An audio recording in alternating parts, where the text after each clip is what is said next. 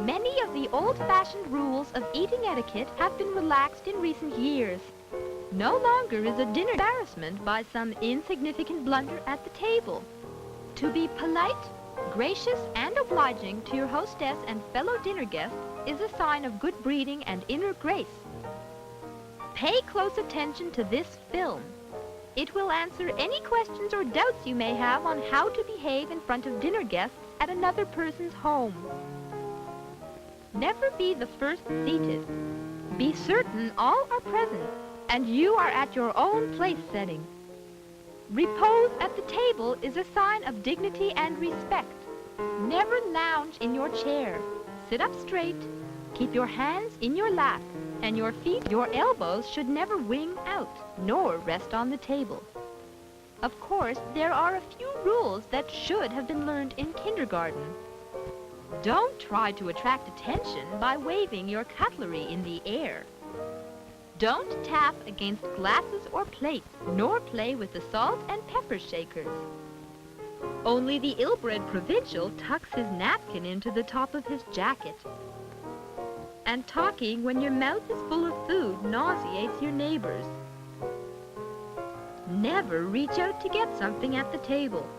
Simply ask for it politely, and it will be passed to you. Do not blow briskly on your food to cool it.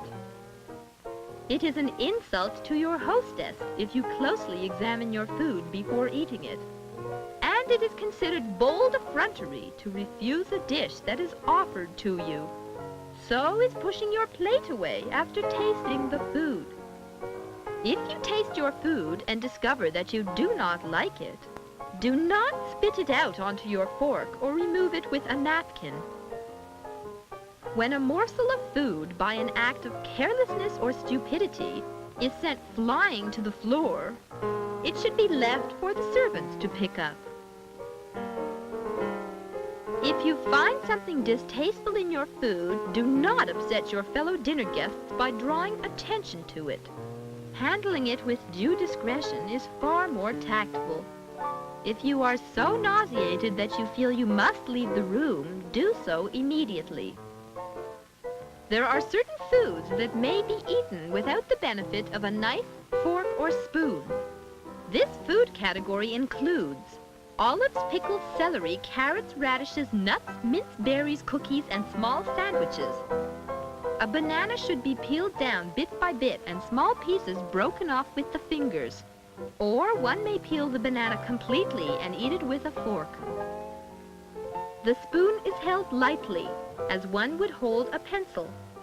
When eating soup, the spoon is dipped away from you. Be sure to lift the spoon up to you.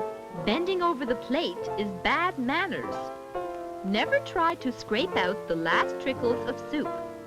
Eat what can be eaten gracefully and leave what little remains. The knife is used for cutting foods. Never use it for any other purpose. None but the vulgarian takes a larger piece of food than he can handle in one mouthful. The butter knife is usually found on the dinner plate. If a butter knife is not provided, the dinner knife or any other convenient knife may be used for spreading. Never reach out and spear a roll or a slice of bread. Although today we can overlook many etiquette blunders without batting an eyelash, this does not hold true for bone picking. It is hard to believe, but there are still people to be found publicly gnawing large greasy bones, brandishing sticky chops, and virtually attacking oversized drumsticks without the use of silverware. This sort of conduct is strictly a barbarian practice. Accidents happen at the table, and should one happen to you, be as calm and discreet as possible. The hostess should smile graciously, and a new topic of conversation should be introduced immediately. You should not be too apologetic. An appealing glance saying, "1,000 pardons, I was most revolting," should suffice. We hope you have enjoyed our informal little lecture on basic table manners, and we know will result in a happier, more fulfilling life.